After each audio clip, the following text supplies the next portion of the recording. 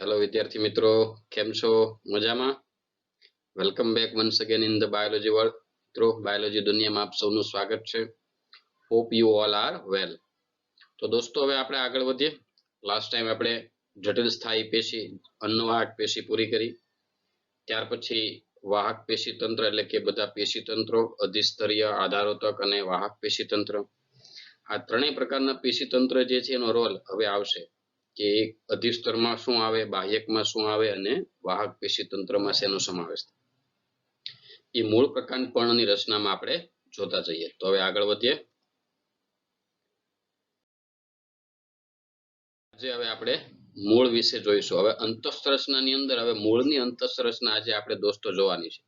મૂળની અંતઃસ્ત્રચના જે છે એમાં બે મૂળ હોય, દ્વિદળી મૂળ અને એકદળી મૂળ. દ્વિદળી વનસ્પતિ માટે દ્વિદળી મૂળ અને એકદળી મૂળ. તો બંને આજે આપણે શીખીએ.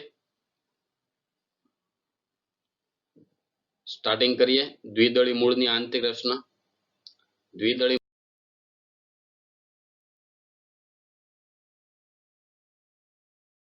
તરીકે આપણે લીધું છે સૂર્યમુખીનું મૂળ. રાઈટ દોસ્તો, એટલે એને સૂર્યમુખીના મૂળની રચના પણ કહેવાશે. એટલે એ રીતે યાદ રાખવાનું.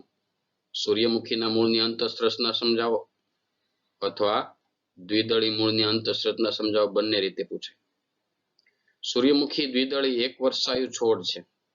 એક વર્ષાયુ એટલે એક જ વર્ષમાં જીવન ચક્ર પૂરું કરે.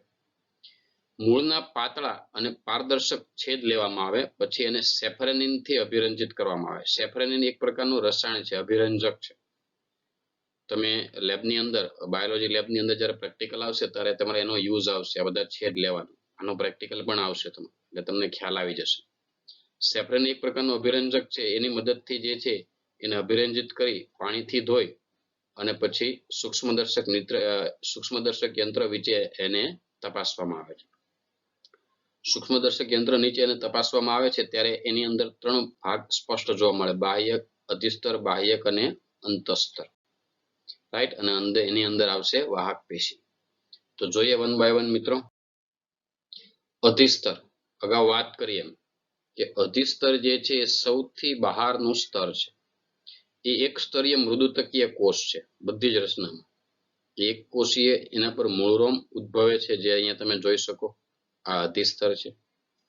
રાઈટ, આયરવા જો તમે, આખો આછા ગુલાબી રંગનો આખો અધિસ્તર છે. રાઈટ, એના પર એક કોષી મૂળરોમ બહારની તરફ નીકળે. કોષ દિવાલની વાત કરીએ તો પાતળી અને સેલ્યુલોઝની બનેલી મૃદુતકીય કોષોની છે. એટલે અને મૂળરોમનું કાર્ય શું છે? જમીનમાંથી પાણીના શોષણ. એટલે સૌથી મૂળનું સૌથી બહારનું એક કોષીય સ્તર, એક કોષીય મૃદુતકીય સ્તર. આ યાદ રાખવું, મૃદુતકીય એટલે કે મૃદુતક કોષોનું બનેલું આ સ્તર છે. સમજ્યા? અને મૂળરોમને કારણે શું થાય તો કે પાણીની શોષણ સપાટીનો વિસ્તાર વધે. મૂળરોમને કારણે શોષણ સપાટીનો વિસ્તાર શું થાય? વધે. વધારેમાં વધારે ભાગમાંથી જે છે પાણીનું શોષણ થાય. સમજ્યા? પછી અધિસ્તર પછી તમે આકૃતિમાં જોઈ શકો તો નામ છે બાહ્યક. બાહ્યક એ આંતરકોષીય અવકાશયુક્ત કોષો ધરાવે. જો બાહ્યકના કોષો તમે ધ્યાનથી જો, આખું જે છે અહીંયા સુધીનું બાહ્યક છે. બાહ્યકના કોષો વચ્ચે જગ્યા છે, આંતરકોષીય અવકાશ ધરાવે, પાતળી દિવાલ વાળા મૃદુતક કોષો. બાહ્યક પણ મૃદુતક કોષોનું જ છે, બટ બહુસ્તરીય છે. ઘણા બધા સ્તરો છે બાહ્યકમાં. તમે જો મિત્રો ધ્યાનથી, તેમાં ઘણા બધા સ્તરો છે. રાઈટ, એટલે કેવું કહેવાય? બહુસ્તરીય. સમજાણું? અધિસ્તર એક સ્તરીય મૃદુતકનું છે, સિંગલ લેયર છે, કોષોનું એક જ સ્તર છે. જ્યારે બાહ્યકની અંદર તમે જુઓ તો બહુસ્તરીય છે, એટલે કે ઘણા બધા સ્તરોમાં જે છે ગોઠવાયેલા મૃદુતક કોષો છે, પ્લસ તેમની અંદર વચ્ચે વચ્ચે જગ્યાઓ છે, એટલે કે આંતરકોષીય અવકાશ પણ જોવા મળે છે. સમજ્યા? તો અધિસ્તર, બાહ્યક. આગળ વધીએ. અંતઃસ્તર. બાહ્યક પછી અંતઃસ્તર આવે. કોઈ પણ આંતરકોષીય અવકાશવિહીન પીપ આકારના કોષોનું એક સ્તર ધરાવે છે, એને અંતઃસ્તર કહેવાય. આમ જોઈએ તો બાહ્યકનું સૌથી અંદરનું સ્તર, જો બાહ્યકને તમે આકૃતિમાં જોજો, અને એનું સૌથી અંદરનું સ્તર આવ્યું, આ તમને દેખાતું હશે. અંતઃસ્તર અહીંયા નામ આપ્યું છે. પીપ જેવા આકારના કોષોનું સ્તર છે. રાઈટ, અંતઃસ્તર અહીંયા નામ આપ્યું છે. પીપ જેવા આકારનો, અહીંયા તમને આકૃતિમાં આપ્યા છે આ રીતે, ચપટા પીપ જેવા, જેમ આપણે પાણીના પીપ ભરીએ ને એ ટાઈપના આવા ચપટા કોષોનું બનેલું છે.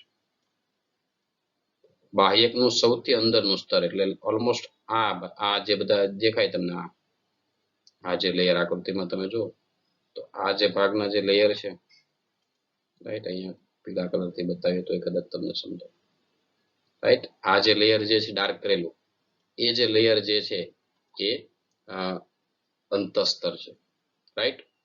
તો સૌથી અંદરનું સ્તર છે બાહ્યકનું સૌથી અંદરનું પીપ જેવા આકારના કોષોનું છે. હવે એના આકારમાં જે છે અરીય દિવાલો પર સ્થૂલન જોવા મળે છે. લિગ્નિન સુબેરિનનું સ્થૂલન જોવા મળે છે, જે તમે આકૃતિમાં જોઈ શકો છો. આ આકૃતિની અંદર તમને અરીય દિવાલ કિનારી ઉપર જે સ્થૂલન આપ્યું તે બતાવ્યું. અહીંયા આ આકૃતિમાં આપેલું છે, રાઈટ. કાસ્પેરિયન પટ્ટિકા એવું લખ્યું છે, કાસ્પેરિયન સ્ટ્રીપ લાલ કલરની. એ કાસ્પેરિયન પટ્ટી જે છે એનું સ્થૂલન આવેલું છે મિત્રો અરીય દિવાલ ઉપર. એટલે આખું ચોરસ લઈ લો કોષને, લંબચોરસ, તો એની વચ્ચે જે અરીય કિનારી પરની જે દિવાલ છે એના પર સુબેરિનનું સ્થૂલન જોવા મળે દોસ્તો. સુબેરિનનું સ્થૂલન એ પાણી માટે અપ્રવેશશીલ છે, રાઈટ. એટલે કાસ્પેરિયન પટ્ટિકા કહેવાય. સ્થૂલન વાળી આખી પટ્ટી જે છે એને કાસ્પેરિયન પટ્ટિકા કહેવાય. કાસ્પેરિયન નામના વૈજ્ઞાનિકે શોધેલી અને પાણી માટે અપ્રવેશશીલ મીણ જેવો પદાર્થ એટલે સુબેરિનની જમાવટ છે. લિગ્નિન પણ પાણી માટે અપ્રવેશશીલ છે અને સુબેરિન પણ. ક્લિયર? તો અંતઃસ્તર હતું બાહ્યકનું સૌથી અંદરનું સ્તર, પીપ જેવા આકારના કોષોનું બનેલું એક સ્તરીય છે, એમાં ક્યાંય પણ આંતરકોષીય અવકાશ નથી. એમની અરીય દિવાલો કિનારી પરની જે દિવાલો છે એના પર સુબેરિનનું સ્થૂલન હોય છે, જેને કહેવામાં આવે કાસ્પેરિયન પટ્ટિકા. એને કારણે શું થાય છે તો કે પાણી માટે અપ્રવેશશીલ ભાગ છે. સમજ્યા? આગળ વધીએ.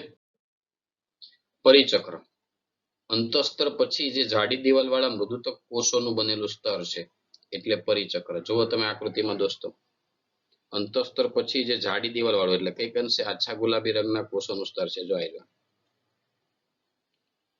રાઈટ. આ ભાગ જે છે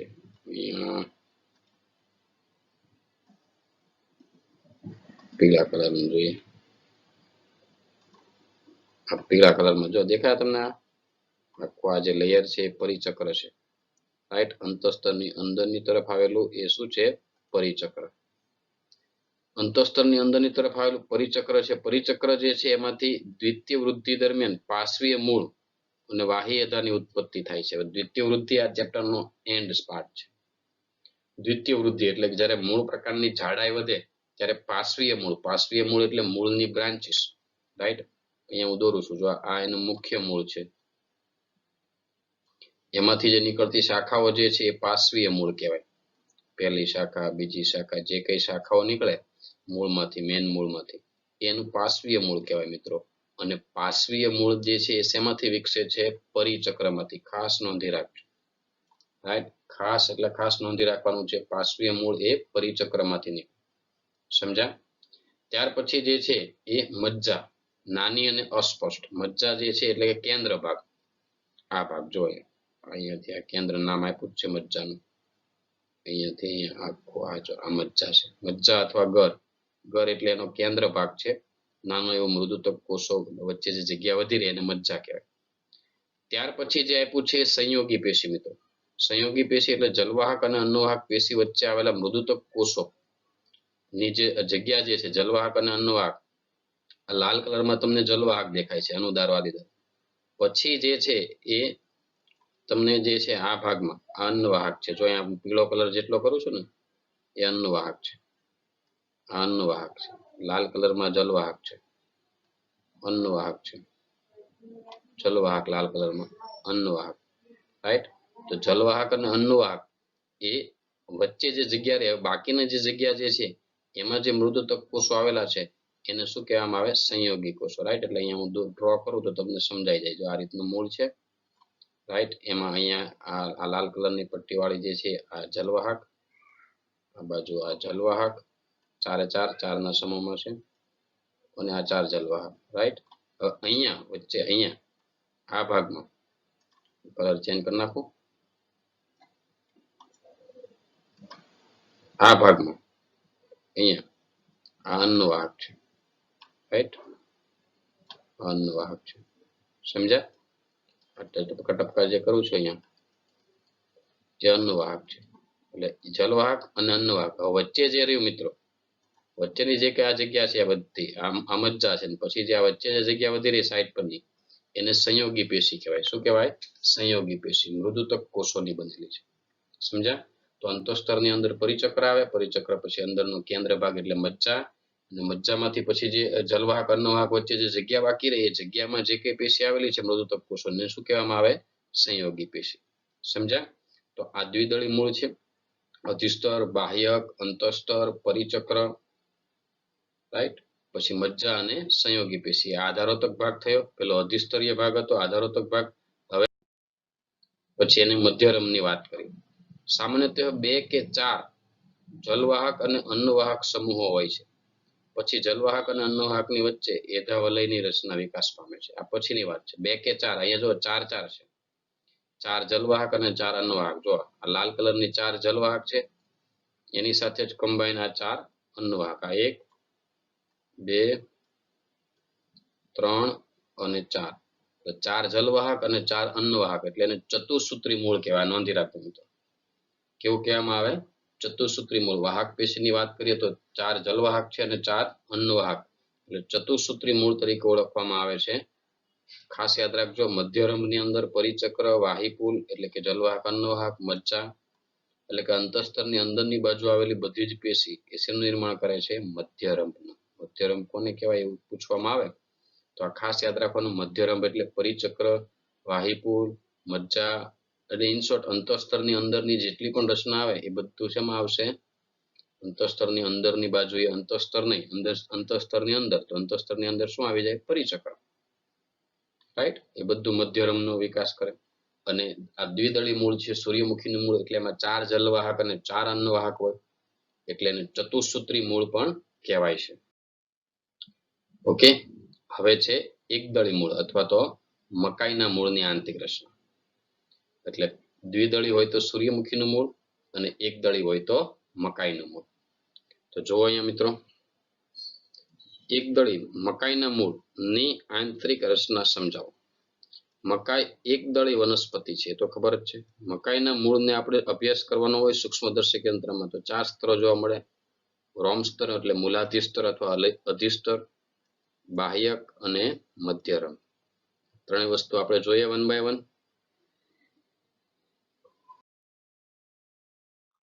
રોમ સ્તર અથવા તમે મિત્રો અહીંયા અધિસ્તર પણ લખી શકો, બેફિકર. ઓકે, રોમ સ્તર એટલે મૂળ રોમનું સ્તર લીધું છે. આ સ્તર મૂળનું સૌથી બહારનું સ્તર છે. આ સ્તરના કોષોમાંથી પાતળી દિવાલ વાળો નલિકાકાર બહિર્ગત ઉદ્ભવે એને કહેવાય મૂળ રોમ. રાઈટ, અને મૂળ છે તો આ કોષો પર ક્યુટિકલનું આવરણ નથી કારણ કે તેનું કાર્ય જમીનમાંથી પાણી અને ક્ષારનું શોષણનું છે. તો સિમ્પલ વાત છે.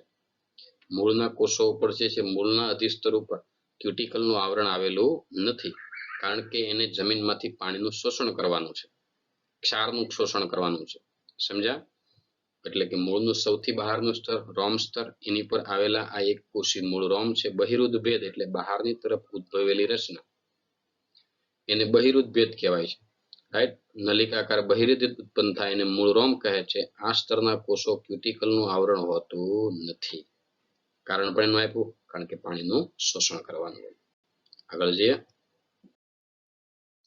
ત્યાર પછી મિત્રો બાહ્યકની વાત કરીએ. એટલે રોમ સ્તર એ જ અધિસ્તર થયો, ત્યાર પછી બાહ્યક. અધિસ્તર પછી બાહ્યક આવે. બાહ્યકમાં બહિસ્તર, અધઃસ્તર અને અંતઃબાહ્યક એમ અહીંયા 3 ડિટેલ ભાગ આપ્યો છે. હવે જો મિત્રો આટલું ડિટેલ વર્ણન તમને એનસીઆરટીમાં નથી આપ્યું, એટલે તમે એનસીઆરટીમાં આપ્યું એટલું કરશો શાંતિથી તો પણ ચાલશે. આ વધારાનું છે. આજે હું તમને આપું છું અત્યારે એ એક્સ્ટ્રા તૈયારી છે. સમજ્યા? એટલે એક્સ્ટ્રા જે છે એ તમારાથી થાય તો કરવાનું, નોંધી રાખવાનું નીટ માટે. બાકી તમને એ આપેલું નથી. એનસીઆરટીમાં એકદમ શોર્ટમાં આપ્યું છે એટલે યાદ રાખજો. બહિસ્તર રોમ સ્તરની તરત નીચે આવેલું છે. સુબેરીન યુક્ત જાડી દિવાલ વાળા કોષો છે. રોમ સ્તર નાશ પામતા રક્ષણ કરે છે. રાઈટ, એટલે આ અધિસ્તર છે. રાઈટ, એ રોમ સ્તરની તરત જ નીચે આવેલું એટલે કે this one. અને આપણે આપીએ આઈ પહેલું બહિસ્તર કે જેવું અધિસ્તર નાશ પામે કે એકદળીના મૂળ એકદમ નાજુક હોય. આપણે જોઈએ ને એકદળીના મૂળ તંતુ મૂળ કહેવાય, દોરી જેવા હોય. એટલે જો એનું અધિસ્તર નાશ પામે તો તરત જ સુબેરીન યુક્ત જાડી દિવાલ વાળું રોમ સ્તર નાશ પામે તો તરત જ અંદરની નીચે જે છે એ પેશીનું સ્તર છે. બાહ્ય બાહ્યક અધઃસ્તર બહિસ્તરની નીચે આવેલું 3 કે 4 સ્તરો છે. જે લિગ્નિનની સ્થૂલિત દિવાલ છે અને દ્રઢોતક પેશીનું બનેલું છે, એટલે આ એરિયા જો અહીંયા આખો એરિયા દેખાય, 3 થી 4 દ્રઢોતક પેશીનો આટલો ભાગ, આ જે છે એ અધઃસ્તર છે, આ બહિસ્તર છે અને આ અધિસ્તર છે. સમજ્યા? તો આ રીતે જે છે લિગ્નિનથી સ્થૂલિત થાય છે અને મજબૂત હોય છે અને દ્રઢોતક પેશીનું બનેલું આ ભાગ છે બાહ્યકની અંદરનો. પેલો બાહ્ય બાહ્યક છે, અધઃ બાહ્યક.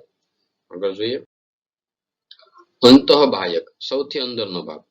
બાહ્યકની અંદરની તરફ આવેલો પ્રદેશ છે મૃદુતક કોષોનો બનેલો અને તેઓ પાતળી દિવાલ વાળા અને આકારમાં કેવો હોય છે? ગોળ. એટલે એકદમ એન્ડિંગ પાર્ટ છે આ બધો ભાગ જે છે બાહ્યકનો એન્ડિંગ પાર્ટ કહેવાય છે. બાહ્યક પૂરું થવા આવે, આખું આ બાહ્યક હોય તો એ બાહ્યક અહીંયા શું થાય? પૂરું થાય, એટલે એનો અંતિમ ભાગ છે બાહ્યક. સમજ્યા મિત્રો? ત્યાર પછી આવે છે અંતઃસ્તર, એન્ડોડર્મિસ. એ બાહ્યકના સૌથી અંદરના સ્તરને અંતઃસ્તર કહેવામાં આવે. તો આપણે વાત કરી બાહ્યકનું સૌથી અંદરનું સ્તર, એટલે અહીંયા હું તમને અહીંયા આપું તો જો આવી રહ્યો ભાગ, આ સ્તર, આ લેયર. ક્લિયર? આ લેયર કોષોની અર્ય અને અંદરની દિવાલ ઉપર શેનું સ્થૂલન હોય? લિગ્નિન અને સુબેરિન્સથી સ્થૂલિત થયેલી હોય. આ સ્થૂલન સી, આડા સી જેવું દેખાય છે, રાઈટ? આડો સી હોય ને એ રીતને, જો અહીંયા આકૃતિ પણ આપી છે આ રીતનું. આ રીતનું સ્થૂલન જે છે આડા સી જેવું દેખાય છે, રાઈટ? આ રીતે આમ આડો સી ને આડો પાડી દઈએ તો આવું થઈ જાય. તો આડા સી જેવું જે છે આ સ્થૂલન દેખાય છે અને કેટલાક કોષો એમાં સ્થૂલન વગરના હોય, જે પાણીની અવર જવર થવા દે. કે સ્થૂલન હોય એટલે આપણે વાત કરીએ લિગ્નિન સુબેરિનનું સ્થૂલન હોય તો લિગ્નિન ને સુબેરિન એ તો પાણી માટે કેવા છે? અપ્રવેશશીલ છે. લિગ્નિન ને સુબેરિન પાણી માટે અપ્રવેશશીલ હોય તો પાણીને જવા દેવા માટે વચ્ચે અમુક કોષોમાં સ્થૂલન નથી હોતું, જોવાય રહ્યો, રાઈટ? અહીંયા જે આ કોષો, આ કોષો બંને એવા કોષો જ્યાં વચ્ચે સ્થૂલન નથી હોતું એને પથ કોષો કહેવાય, પાથ સેલ, પેસેજ સેલ, કે જ્યાંથી પાણીને અંદર જલવાહક અન્નવાહક તરફ જવા દેવામાં આવે. કે મૂળનું કામ શું છે? આસપાસની જમીનમાંથી પાણીનું શોષણ કરવાનું. તો જમીનમાંથી મૂળ રોમ, ત્યાંથી અધિસ્તર, ત્યાંથી બાહ્યક, પછી અંતઃસ્તર. પછી અંતઃસ્તરમાં જો પાણી અંદર જાય જ નહીં તો જલવાહક અન્નવાહક સુધી પહોંચે જ નહીં. એટલે અંદર સુધી પહોંચાડવા માટે, જલવાહક સુધી પહોંચાડવા માટે આ રીતે એમાં જોવા મળે છે. સમજ્યા? આગળ વધીએ.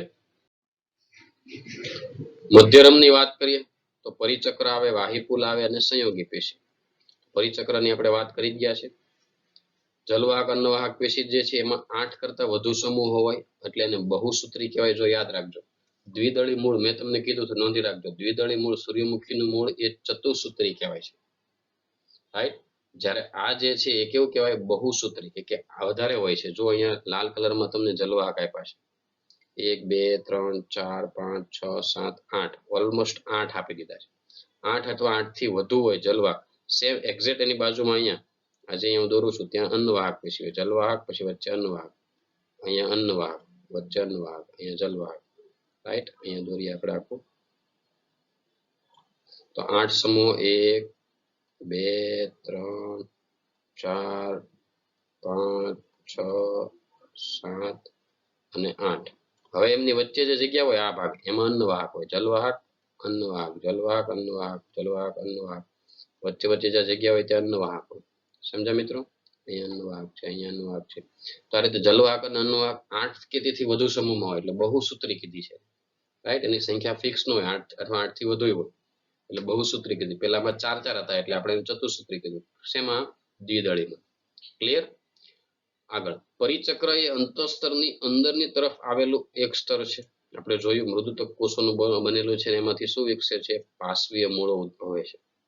ક્લિયર? આગળ જોઈએ વાહિપુલો. વાહિપુલો કઈ રીતે ગોઠવાયેલા છે? અર્ય રીતે. યાદ રાખજો, મૂળની અંદર વાહિપુલો અર્ય રીતે ગોઠવાયેલા છે. અર્ય વાહિપુલો એટલે સમજી ગયા? જલવાહક અને અન્નવાહક અલગ અલગ ત્રિજ્યા પર હોય, રાઈટ? બંને મૂળમાં વાહિપુલો અર્ય રીતે ગોઠવાયેલા છે. આદિદારુ બહારની તરફ, અનુદારુ અંદરની તરફ, એટલે મૂળની અંદર બહિરારંભી હોય. જો અહીંયા આદિદારુ બહાર છે, નાનો નાનો ભાગ, નાનો ઘટક બહાર છે, દેખાય? આદિદારુ ક્યાં છે? બહારની તરફ, આ ભાગમાં. ક્લિયર? અને અનુદારુ જે છે અહીંયા છે. સમજ્યા? આ આદિદારુનો ભાગ છે અને આ અંદરનો જે છે એ અનુદારુ. તો આદિદારુ બહાર, અનુદારુ અંદર, તો બહિરારંભી. ક્લિયર? એટલે કેવા કહેવામાં આવે એને? બહિરારંભી. એટલે આ રીતે છે, જો બહારની બાજુ આદિદારુ છે, પછી તમે જેમ જેમ અંદર જશો એમ મોટા કદનો અનુદારુ આવતો જાય.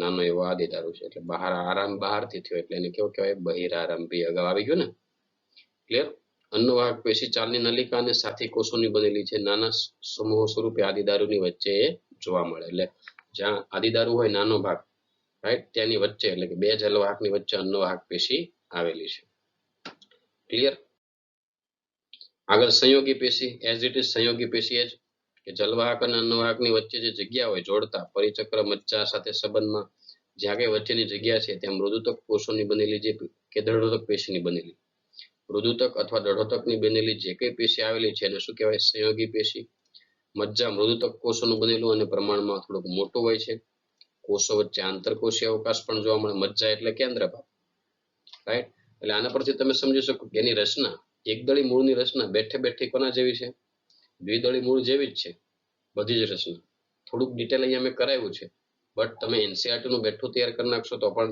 વાંધો નહીં ખાલી એનું મધ્યરમ જે વાહીપુલ જે છે એમાં જ ચેન્જ થાય છે બાકી બધું સેમ જ છે એવું સ્પષ્ટ એનસીઆરટી માં આપ્યું પણ આપણે અહીંયા ડિટેલમાં જોયું છે કે જેથી તમે વધારે શીખી શકો સમજ્યા બટ તમે એનસીઆરટી નું તૈયાર કરશો તો પણ ચાલશે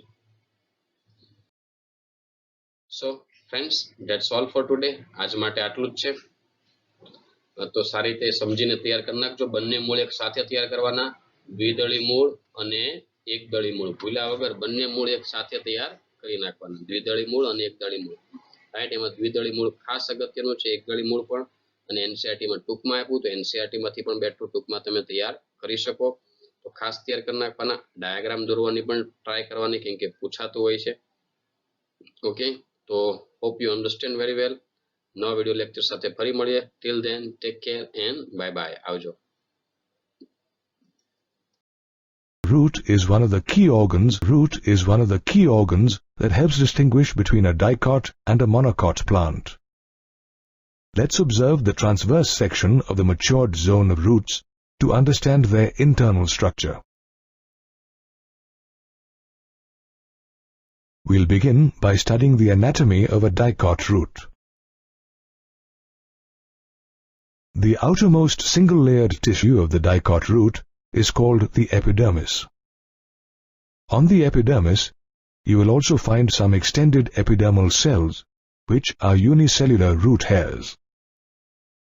The epidermis is followed by cortex, which is formed of several layers of thin-walled parenchymatous cells. These cells have intercellular spaces. The innermost layer of the cortex comprises barrel-shaped cells without any intercellular spaces. This layer is known as the endodermis. The tangential and radial walls of the endodermal cells have deposits of a water-impermeable material or suberin, which is also called Casparian strips. Suberin is a waxy, waterproof substance present in the cell walls of the cork tissue in plants. Going back to the transverse section of the dicot root, after the endodermis, a few layers of thick-walled parenchymatous cells are present in the tissue. This is known as the pericycle.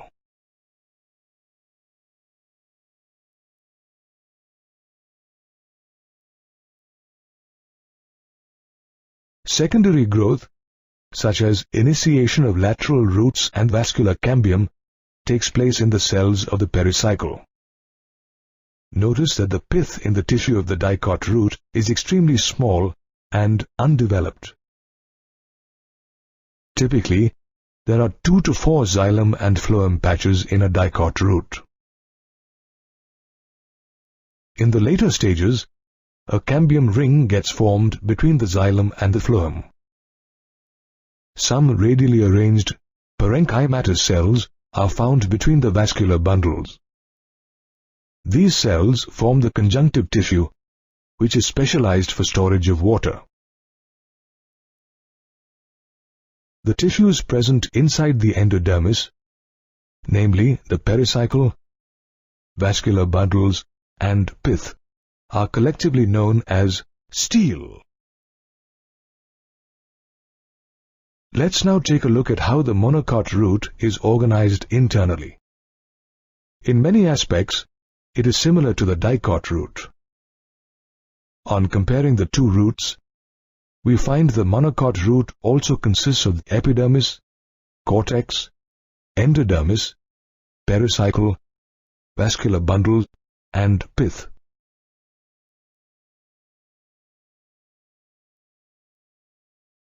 However, there are some differences. The monocot root can have many xylem bundles, whereas the dicot root does not have quite as many. Moreover, in a monocot root, the pith is well developed. Although dicot and monocot roots have some structural similarities, they differ in the number of xylem bundles and size of the pith and cortex. Moreover, secondary growth takes place only in the dicot root. In other words,